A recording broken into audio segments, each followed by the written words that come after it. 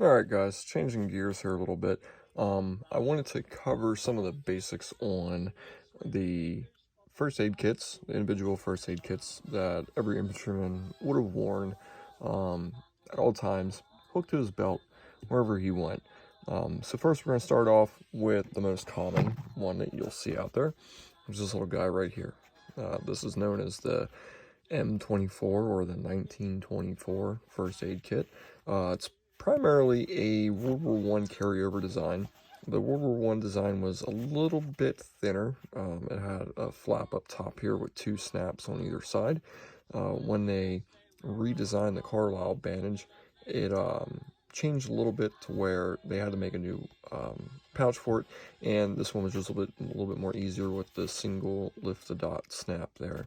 And inside here contained one of these Carlisle bandages. In this video, I'm going to kind of debunk a very common myth as well regarding the color of the tins, that a lot of people tend to think the red tins are for pre-war World War I and so on and so forth, but actually I'm going to tell you what that's all about. So first of all, going back to the original design of the Carlisle bandage, the original bandage was first concepted in 1904 as a general first aid bandage for the Army. It was implemented in 1906, and through its first trials, it was in a tin can or like a tin case, just like these are. And when you open it up, there was two halves to that, and also it had some safety pins in there. But it was kind of, through its use, it was really kind of seemed to be ineffective for a lot of the wounds that were being received, so they decided to do a design change. And what's going to happen is in the Carlisle area, at the Carlisle barracks, they open up a pretty much a medical laboratory, and they start doing some redesigning in the early 20s. And in 1924, they come out with this new pouch design, along with a new tin design and a new bandage design. Now, unfortunately, through its production going into the mid to late 20s, the depression's coming up. So in about 1928, the cause of the depression is going to really limit the production of these first aid kits. But there's several transitions of these tins that I want to kind of briefly go over and explain to you kind of how to gauge how early or how late your Carlisle bandage is if you're collecting these, or you have one in your impression. So the very first examples of the new updated Carlisle bandage are going to be in this tin right here. It's a brass tin painted in green. These are going to be the ones coming out of the 20s. You can tell there's a little bit of difference in lettering style, both from the same manufacturer, Bar and Black. And this one's going to be made out of brass. Now, when they first designed these, they only had the bandage in them. They didn't have no sulfa powder or anything like that with them. It was just purely a sterilized, sealed bandage for use. Later, they're gonna figure, the War Department board comes out and says, hey, we need all the brass that we can get. We can't allow you to use any more brass for your Carlisle tins, because we need them to make whatever we need to for the war effort, and primarily casings. So they're gonna sub out the brass for tin, which is actually this example right here. This is a tin. You can definitely tell the color difference in that. That's going to be one of the tin models, and that's going to happen around 1941. Later, actually not much later, the War Department says, hey, you know what? We really need that tin too. We can't allow you to use that much of it for what you're doing, because they're making millions of these things, and they're using a lot of material to do so. So the medical department's like, well, you know what, let's try something different. Let's try steel. They tried steel at the end of 1941. Didn't really work out that well. And again, the War Department board came back and said, no, you know what, we need that steel too. So they were kind of stuck scratching their heads. And in the midst of everything, they actually tried a third design between the switch from copper to tin, and it was a paraffin wax packaging, and that started to come out, but it wasn't produced in large amounts right away because they were still focusing on manufacturing their actual Carlisle tins. So that was around 1940, 1941. They finally were like, hey, you know what, we can't let you use that much steel anymore. So they come out with this packaging right here. And this is going to be a two-part cardboard packaging with a sealed wax paper, making everything waterproof and sealing it up nice and tight, making sure it stays dry and it's easily to store in different temperatures. It's not going to be anything you have to, worry about being in a warm climate and getting damp on the inside. So from there, once they start that, they start pre-treating this style Carlisle bandage with a sulfa drug, which is an antibacterial drug, on the actual bandage itself, making it's purely sterilized and it's already pre-treated with sulfa. In the midst of having this design still out there, what they did was in 1942, they started administering sulfa drugs. You either got the shaker, like this, the sulfanilamide, which is the powder, or you got the sulfadiazine tablets in with your first aid kit. Some of them were, when you got the tablets, they were issued separately. They weren't inside the tin. When you got the powder, it was actually inside the tin. And when they did that, when they started doing that, on the back, they stamped in with crystalline sulfanilamide. So that's showing that this tin is a bandage with the sulfa. Now here's the debunking part. The famous painted red tins. For so long, people were saying that, if you have a red tin, it's a very early tin. And when I say tin, not generally, just the container.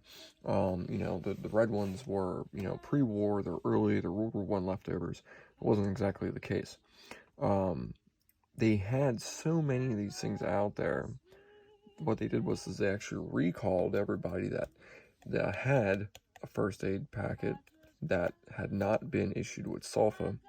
They brought them back, they opened them up, they put the sulfa powder, sulfanilamide packets into the packaging, resealed them, and then they painted them red to identify these as being units, that had been outfitted with sulfanilamide, their sulfa powder in here, and this is to say it's been redone and repackaged, because originally they were green, and if you had a red one, it means you had been re-outfitted with sulfa powder. And because you see on the back, this container is completely smooth. It doesn't have that with sulfanilamide stamping on it. So that is kind of the big part of the video. That's like the most exciting part. Kind of. So we're going to go into the M2 jungle kit next. Show you what the breakdown is on that, a little bit of history behind it, show you what all the contents are. Now, if you think about it, in this first aid kit's very limited.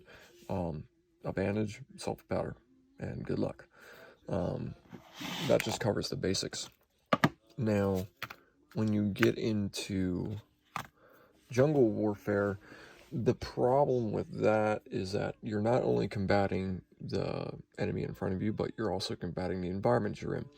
In the European theater of operations, the environment is still very stateside-like. It's cold, it's warm, wooded environments, open fields, farm fields, towns, very American-like. So there's not that big of a cultural shock to the fighting conditions. Now, you take somebody from rural New Jersey and you put them in the Pacific, where the humidity is god-awful. There's poisonous snakes, poisonous bugs, poisonous plants, very, very wet conditions all the time, or very, very dry conditions all the time. The medical standpoint on that is that, it's going to have a greater effect on your body. And so what the medical department did was they recognized a lot of these key problems that they were being confronted with, and they outfitted a new style first aid kit for the soldiers in the Pacific. Now, in here it's going to cover kind of all the basics. You're going to have a Carlisle bandage, and when you open it up, it's much larger than that little envelope there. But when you open it up, it's a little tiered and sectioned off compartment in here with all your different supplies. Now, the Carlisle bandage I took out sits right on the side here, but we'll take out these other contents and look at them. So you have insect repellent. Definitely a needed amenity when you're in the Pacific Theater of Operations. a lot of bugs. Next, if I can get it out one-handed here. Might have to try for another one. Oh gosh. Now this was actually done. I'm going to try to take out the next one. Give it some room. The packing list that I have for this is the original list that these were equipped with when they were issued. Now sometimes it changed a little bit as you lost things or used them and stuff like that, but what I pull out of this and what I'm going to go over is exactly what was originally issued in these kits. So we got our Carlisle bandage, we got our insect repellent down, we got our iodine applicator. These were used for, application on minor scrapes, cuts, stuff like that, before you put your bandages on. It's a localized disinfectant of the area, whatever might be on your skin or in the cut at a time. It'll help with that. We all know, I'm old enough to remember the iodine bottles in the medicine cabinet at home. When you got a cut from a bush or something like that outside, playing outside, it hurts. But yeah, so come on, you can do it. Get out of there. I got everything else in here. It makes it so tight. Pull out the next one. Halzone tablets. These Halzone tablets were for water purification. So whatever water you ended up kind of scooping off the side of wherever you were at in your canteen, you pop 2 of these guys in there. And in layman's terms, this is basically a very mild form of chlorine. It's going to try to dissolve any of the solids that are in the water. It's going to try and, eat up any of the impurities that are in the water. It's not going to be tasty, but it will at least try to make whatever you have in there safe enough to drink. And you're not putting a bunch of bad stuff in your gut. And I'll take this other one out. These are your Debunking tablets. These are to fight malaria, primarily for insect bites, stuff like that. Didn't really go over well with the troops. They had some really kind of nasty side effects if you took too much of them. One of them being jaundice, because your liver could not really process this medication that well. A lot of guys were joking around and saying their brother would have had malaria, then had to take their Debunking. And last but not least, maybe it'll finally come out. See, if you don't pack this thing right, everything gets tight in there, and it doesn't want to come out right away. Come on. Half the video is going to be me fighting to get this bottle out of the pack. There we go, finally. Okay, Fraser's solution. This is going to be for athletes' feet. Any type of fungal infection from your feet being too wet for too long and not being aired out and washed or cared for properly.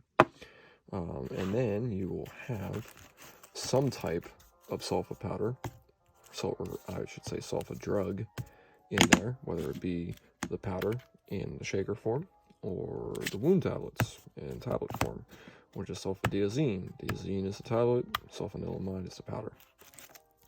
And you'll have band-aids. Packing list is 3, supposed to be, but I'm sure the guys had more than that. But that is the basic contents of what the M2 jungle kit is. Now, from there, this design was first implemented, and it was designed in 1943, and really didn't get into production until 1944. So if you see any of the reproductions out there of these that have a 1943 date, it's wrong. They didn't exist then. They were still in development and stuff like that. They didn't get produced until 1944. The most common ones you'll see is a 44 date or a 1945 date. Those are the two biggest years for these style pouches.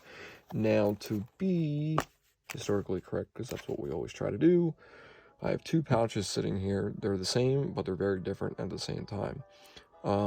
This design pretty much took over as the standard first aid kit for the Army post-World War II, following all the way up pretty much until current day. They have a boxy looking first aid kit that they carry everywhere. You're going to see a lot of these for sale for various different prices, but you're going to notice two really big differences here. This one just has a US on the front. That one has US and a fancy symbol in the middle. That fancy symbol is the medical caduceus. The medical department at the time, during the wartime, did not mark any of their equipment with the caduceus in the middle of the US. That is a key indicator that it is a post-war product. Although it is very the same, and you can get away with it for the unsuspecting eye, but if you want to be totally 100% accurate, try to find one with just the US on the front and a 44 or 45 date. This one, again, I mean, it's exactly the same exact layout, same flip folds here, same compartmentalization in the middle. It does have a little bit more writing up in here, whereas the World War II one does not. I believe this is a 51 or a 52 dated M1, or I'm sorry, M2. I keep saying M1 because I want to talk about that next. This is a second generation design to the Jungle Aid Kit. The Jungle Aid Kit started actually in 1942 for a call for some type of immediate medical kit for the Pacific Theater. And it came out with what was called the M1 Jungle Kit, which pretty much looked like a toiletry roll with 17 different pockets in it, and they had all this stuff. They had salt tablets, they had friction tape, they had 2 or 3 different sizes of gauze bandages, and then they had the stuff I have here. And it rolled up just kind of like a toiletry kit, and it was put in your bag. Well, a few things. One, they had a bunch of stuff in there that they didn't really need, like the salt tablets. That was one thing that was gotten rid of. The adhesive tape, some guys had it, some didn't. But the most common thing was it was very not user-friendly, because it could not be carried to be readily accessible on your side, on your belt, or anything. You had to pack it up and put it in your bag, so when you needed it, you needed to fight with your bag to get everything off to get to your first aid kit. So they said, kind of the heck with this, and it didn't last very long. Some of them stayed in circulation on the state side, stuff like that, for other uses. But the M2 design came out. It has a hanger for going on your cartridge belt or pistol belt. And also, if you're not wearing any of that, you can wear it through belt. That is the capability of just putting a belt through it if you want to do it that way. And it does have eyelet hangers on the bottom, right here. So if you're feeling generous and you want to carry something extra, you will sometimes see original photos of guys with this on them, and also one of these hanging below it as an extra bandage. But so yeah, that is, it's not a video unless I knock something over. That is the basic overview of the two most common and general first aid kits that the infantrymen had with them. I didn't get into the airborne one because I don't have any of that equipment. There were several other different types of medical first aid kits, like aeronautical first aid kits for pilots and planes and stuff like that. That's all really impression specific. But if you're doing a general field impression of, infantrymen in the European theater, this is what you got. If you're doing a impression of the Pacific Theater, either Army or Marine Corps had these, that's what you should have. You will see early photos in 1943 before these really get out there and in circulation in 44. You'll see guys with that style first aid kit on their belts. But I think it's really cool when you see guys doing Pacific Theater stuff and they have the correct first aid kit, because that's like just one notch up on the coolness level of the impression. So yeah, that's it for that video. Hopefully I can put all that stuff back in there and not get it stuck the next time I want to try and take it out, because that's what ate about probably 2 minutes of this video. But if you guys have any comments, questions, want to see other videos, I have some other stuff planned coming up to do videos on. I want to do some equipment and gear videos on the bags and the contents and stuff like that. comment below. So other than that, have a great night.